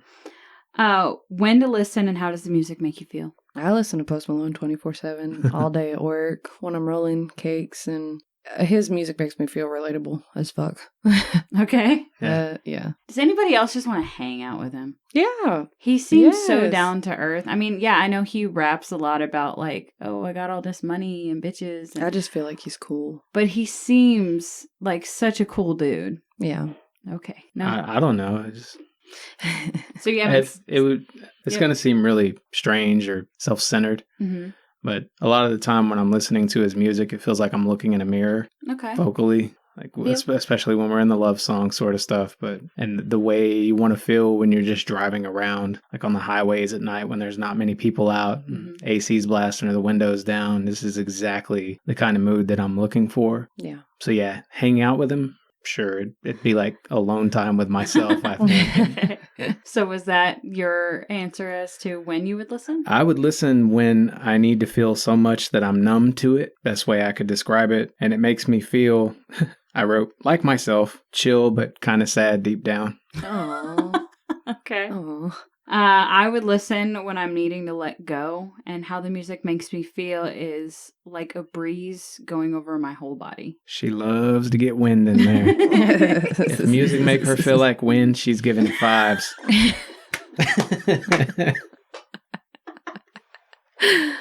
Yeah, I do talk about wind a lot. Good Lord. I just want to be breezy. Okay. We got it on tape. Yes. I hate you both so much. Next question, if you please. Okay. If you call me with that audio, I'm going to be pissed. You know, my favorite part is I almost singled out the clip of you doing the WAP with the Beatles. Oh, as Ringo? Yeah. And did what with it? Like, I was just going to use it somewhere, like as a random clip that's played, or just troll you with it somehow. I don't know. But I've got Austin right at the end so close that I'm going to have to go back into the solo tracks to actually grab that audio by itself. So that's coming. It's coming. Okay. All right. What's your first or best experience with this artist? The first time I heard him, I think I was walking through campus at college, and that's when I was like, oh shit, okay. That's really how I associate my first memories of Post Malone, was just jamming, walking through campus, going to class. Is that also your best experience? No, probably after I put out my husband and I listened to Goodbyes. Oh. That was the best experience. Damn. Shit hell. All right. Shots fired. Shane? Well, my first experience with Post Malone, I have a friend named Amber who just wouldn't stop posting about Better Now. Just dead obsessed when the song came out. And eventually I gave in, listened, and was instantly hooked. Better Now is a good track. I like Better Now. I said I focused on my best experience. Other than his music, watch the episode of Good Mythical Morning where he's on it. It's great. What? It is great. What they have to do is they take kids' nursery rhymes like Old MacDonald and shit, Oh, God. and they sing it in the style of different rap artists. Snoop Dogg, Migos, Sugar Hill Gang, Post Malone. It's great. It's gold. I think he's on an episode of Hot Ones too. Yes. The First We Feast channel. I gotta watch that. That's good too. Hey. You mentioned Sugar Hill Gang. Yeah. This morning. I was playing around on Spotify, which I had gotten up at 7:30 or so. Mm-hmm. And my son's at his grandparents', so I was trying to let Megan sleep. Mm-hmm. And she gets up and she comes into the living room and she's all silent eating her cereal and stuff. And I started playing Apache by Sugar Hill Gang. Mm-hmm. And she had this look on her face like, you have got to stop. But I just kept letting it play. Listen to watch the Good Mythical Morning episode. It's a good one, and you can definitely tell he's having so much fun with it. Who would you want him to collaborate with, and what song would you like them to cover? Don't hate me if you're hearing this. Taylor Swift. Now, the reason I tend to favor, if we're covering a female artist, I want to hear the male contrast. I just like the switching up of the vocals, and I think she is an extremely talented, strong songwriter, and some of her love songs do go to a place that his go for me, and I want to hear that twist. I like when she collaborates with people. I think they would go really well together. What I would want Post Malone to cover is The Outside by Stained. Okay. I could see that actually being better. Even the live version, yeah, with Fred Durst, I could see Post Malone outdoing it. I don't know what songs, but I would love to hear Post Malone and Billie Eilish, obviously, because I love Billie Eilish as well. Young William Eyelash. Young William Eyelash. I would love to hear a collab, The Weeknd, which, don't they have a song? The Weeknd and Post Malone? No, they don't. I would like to hear that, and then even though they're dead, I would have loved to hear Post Malone and Juice WRLD, and then a Post Malone and X. That would have been a good. I don't know if y'all listen to. So are we talking like X XXXTentacion. Okay, just making sure because there's a little Nas X out there too. Well, Yeah. well. I immediately thought DMX, so I don't know. Oh, no. X XXXTentacion. gonna give it to you. It's like saying Lil. I'd want him to work with Lil. Lil. Yeah, you never know. It's funny that you said The Weeknd because I would love. Windex. Shut up, Pete. Honk. Gucci gang, Gucci gang, Gucci gang. I would love for him to collaborate with The Weeknd. Are you ready for this, Alyssa? Mm. And the song that I want them to do is Space Age Love Song by A Flock of Seagulls. What the fuck?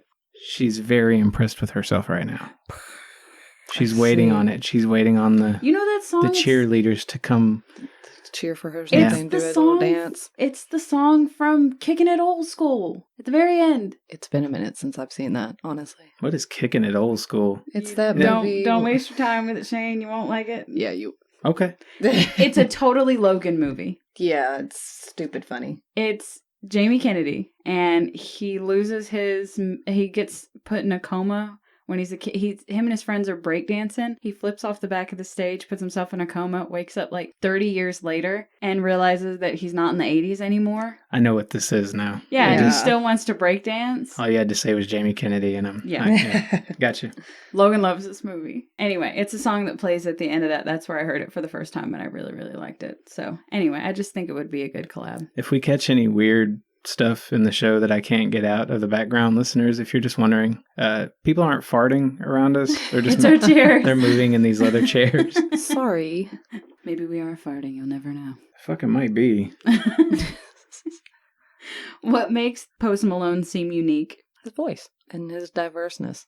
He fluidly moves from materialistic rap to devastating heartbreak songs. Y'all ever see Alex Mack back on Nickelodeon? She used to turn into like a puddle of metal liquid. Well, that's who Post Malone is to me. I want to get out there that I missed a lot of Nickelodeon because there were plenty of times when my household could not afford cable.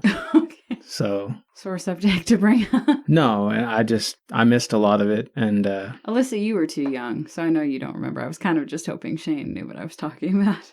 Don't feel bad. I didn't watch Lion King till 2018. And she hated it. And I did hate it. the original? Yep. Yes. Yep. Most Disney movies like that came out around that time, never got to watch. I don't know what the fuck happened, but Yeah, she missed the boat on that one. I don't know how the hell that happened. I miss my son being a little baby because he used to hold him up and do the... Aw. The intro. You got another one coming. Yeah, you got another Don't one worry. coming. You can do it with her. There was a point in time where he was aware enough, he'd become aware enough, and I could still get him up there without him like trying to flip out of my hands and whatnot. And he would laugh about it. Yeah. No. I'm not going to do it right now, but you know... Well, you got another one coming. And I'm pretty sure in the second movie it's a girl that they do that with, so. I used to make this fool cry.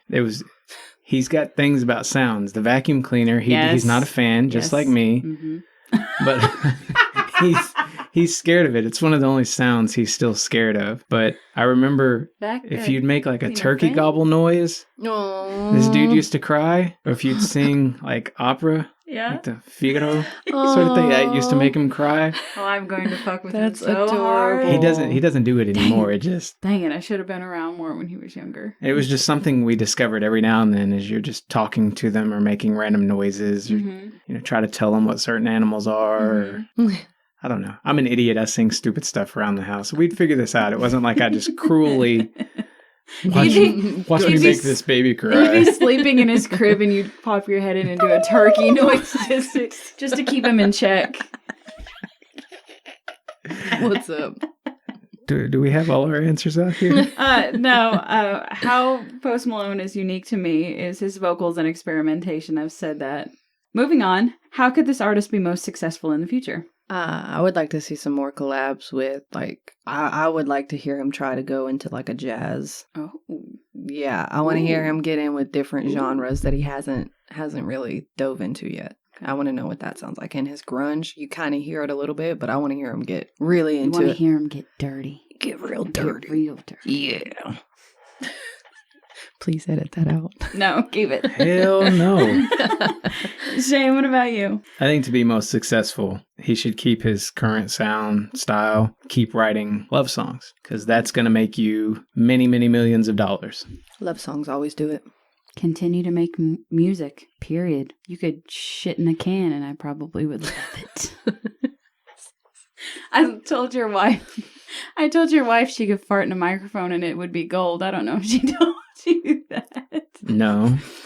I had asked her for something this week, and she's like, I'll try to get you something that's good. And the only thing I could think to say to her was, Megan, you could fart in a microphone, and I'm sure it would be gold. You're fucking weird. Anyway. Please don't, wife of mine, if you're listening. I'd rather not have to sound edit one of your farts. Next question. Who would you recommend this artist to and why? Fans of The Weeknd, because this feeds a lot of the same monsters that his music does. We love us some Weeknd on this podcast. Can't wait to cover him. I said everybody just because everybody needs to listen to Post Malone. But I do agree with Shane's response that they do have a similar sound, so it'd probably make more sense. I said anyone wanting to realize that the hip-hop rap genre has more to offer. Yeah, that's a good response too, yeah. Is there any other optional discussion topics that we have for Post Malone? That was beautiful, guys. The only thing I gotta say is he's only a fucking year older than me. That makes me so mad. Does it make you reevaluate every life It decision really you've ever does. It really does. Like, motherfuckers are out here making so much money, and I'm over here like, haha, I got a car. I got a Kia. I got a Kia. I'm 11 years that dude's senior. I did not need to know that. Okay. See? I wanted to mention that there were lots of names in the production credits for this artist. It serves, if you listen to his music, as a good example of how important production is. A lot of people are only going to listen to something that sounds good, which is why people do not listen to my music. Jane. I don't high produce. I just record these quick little demos and put it out. Actually, when I was listening to Johnny Cash and the American albums, I had that similar reaction. Like, this is what it would sound like if I had some producer that was throwing stuff on top of it and making it sound great, but I don't have that. And I'm not trying to have that. It's fine. Okay, I don't know why we're going down this hill. Is this like you promoting and trying to get No.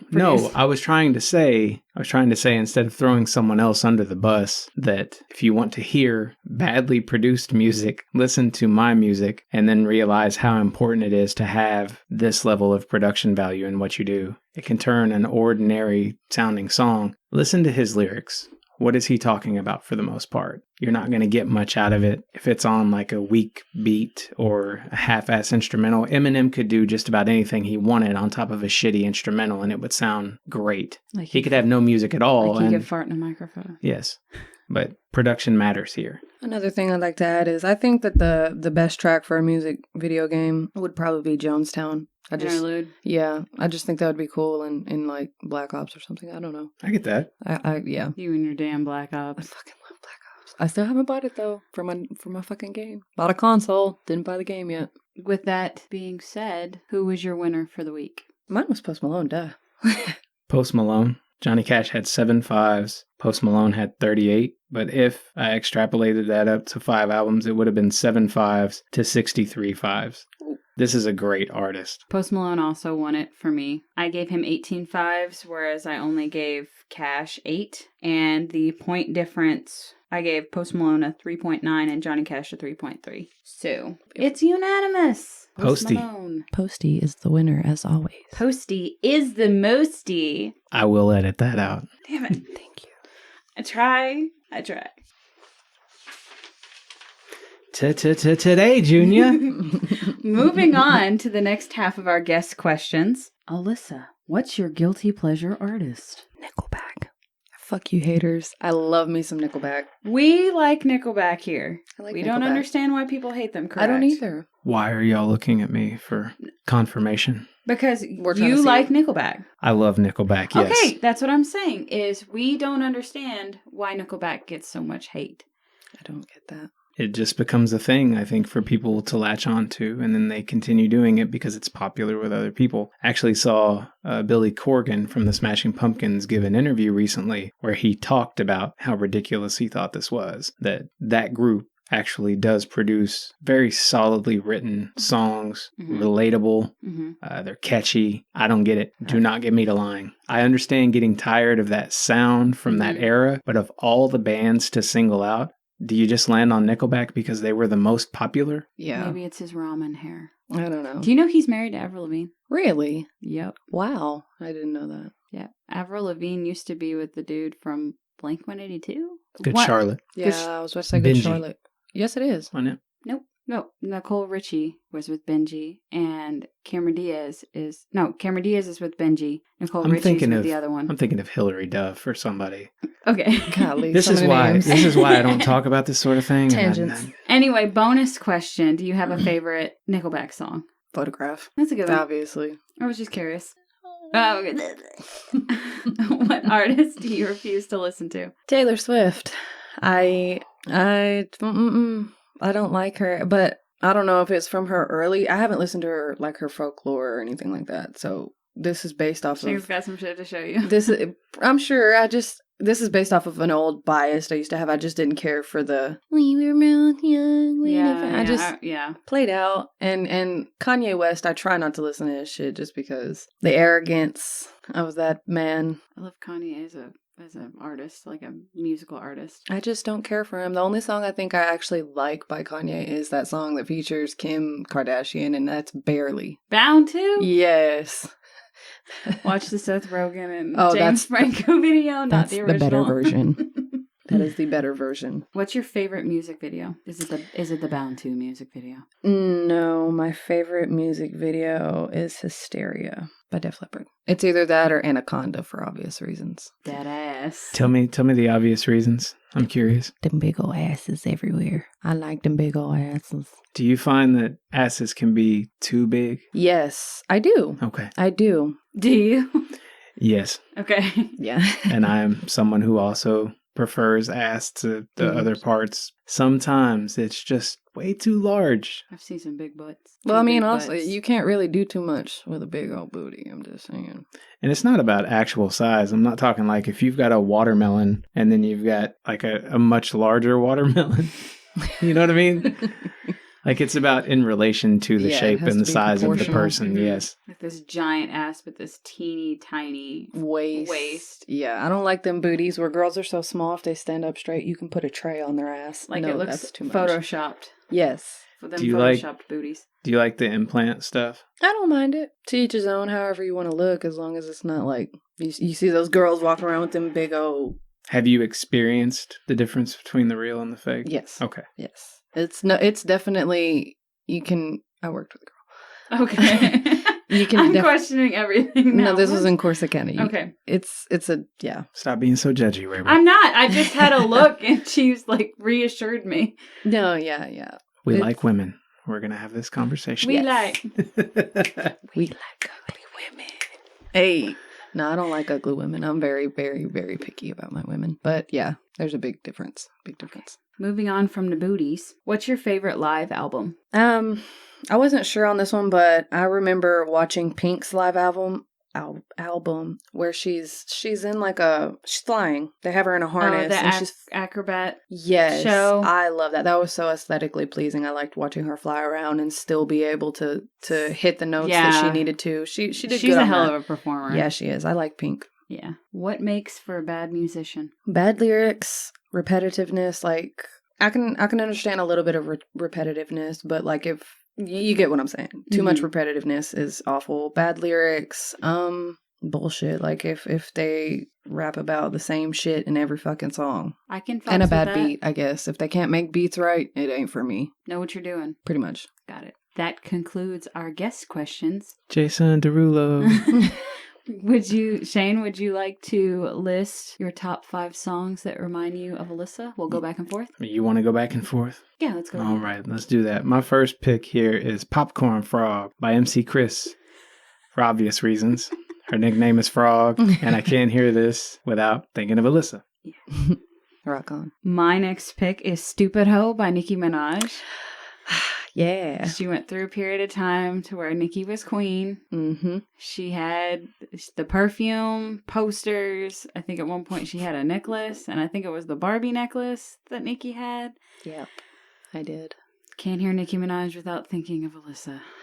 So yeah, I hit that phase hard. And I hated Nicki Minaj. I forgot to mention, I almost made a list completely of Frog songs. And dear God. Second up for the running would have been Ain't Got No Home by Clarence Frogman Henry. You know what I'm What talking the fuck? You ain't heard this? No. He does good music. He's an oldies artist, but he sings a verse as himself, and then he does one in his girl voice, and then he does one in his frog voice. Oh my god. I This gotta sounds hear so it. familiar. I gotta hear it. Oh, yeah. Is this going up on mentions so I can look at it? Sure, I'll put it on Thank mentions you. like a motherfucker. But my next pick was Girls Like Girls by Haley Kiyoko. Obvious. Yep. Obvious. Because you like girls. Yeah. I'm the lesbian if you don't know. Lesbian. Yeah, lesbian. My next pick is DTF by Dora Delano. That song went hard. I love that song. Adore Delano is a drag queen.